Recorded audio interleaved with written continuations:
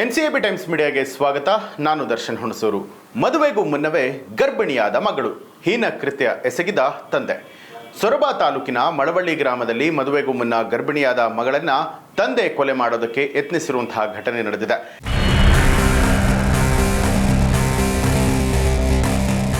ಗರ್ಭಿಣಿಯಾದ ಮಗಳನ್ನ ಕಾಡಿನಲ್ಲಿ ಕೊಲ್ಲೋದಕ್ಕೆ ಯತ್ನಿಸಿದ ತಂದೆ ಧರ್ಮನಾಯಕ್ ಅವರನ್ನ ಪೊಲೀಸರು ಬಂಧಿಸಿದ್ದಾರೆ.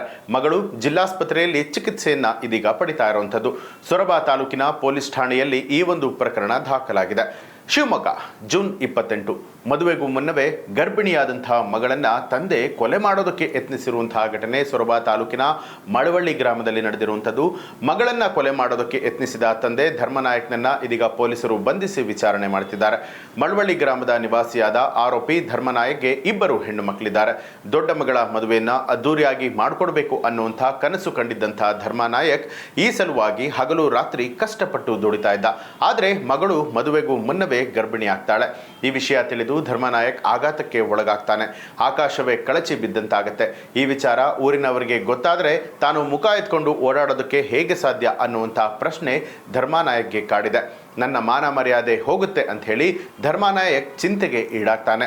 ಬಳಿಕ ಧರ್ಮನಾಯಕ್ ಆಸ್ಪತ್ರೆಗೆ ಹೋಗೋಣ ಅಂತ ಹೇಳಿ ಜೂನ್ 27ರಂದು ಮಗಳು ಮತ್ತು ಪತ್ನಿಯನ್ನ ಕರೆದುಕೊಂಡು ಉಳವಿ ಸಮೀಪದ ಕಣ್ಣೂರು ಕಾಡಿನೊಳಗೆ ಕರೆದುಕೊಂಡು ಹೋಗ್ತಾನೆ.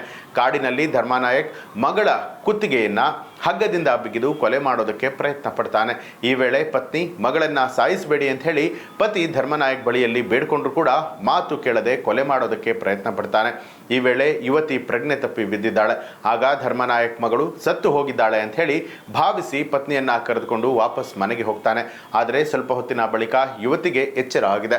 ಬಳಿಕ ಸ್ಥಳೀಯರ ಸಹಾಯದಿಂದ ಯುವತಿ ಮೆಗ್ಗಾಂವ್ ಜಿಲ್ಲಾಸ್ಪತ್ರೆಗೆ ದಾಖಲಾಗ್ತಾಳೆ. ಪ್ರೀತಿಯಲ್ಲಿ ಬಿದ್ದಿದ್ದ ಯುವತಿ. ಹೌದು, ಯುವತಿ ತನ್ನ ಸಂಬಂಧಿಯಾದ ಓರ್ವ ಯುವಕನನ್ನ ಪ್ರೀತಿಸ್ತಾ ಇದ್ದಾಳೆ ಅಂತ ಹೇಳಿ ತಿಳಿದು ಬಂದಿದೆ. ಇದರಿಂದ ಯುವತಿ ಗರ್ಭಿಣಿ ಆಗಿದ್ದಾಳೆ ಅನ್ನುವಂಥ ಮಾಹಿತಿ ಕೂಡ ಲಭ್ಯವಾಗಿರುವಂಥದ್ದು. ಮಗಳನ್ನ ಕೊಲೆ ಮಾಡೋದಕ್ಕೆ ಯತ್ನಿಸಿದ ಆರೋಪದ ಮೇಲೆ ಧರ್ಮನಾಯಕ್ ಇದೀಗ ಜೈಲು ಸೇರಿದ್ದಾನೆ.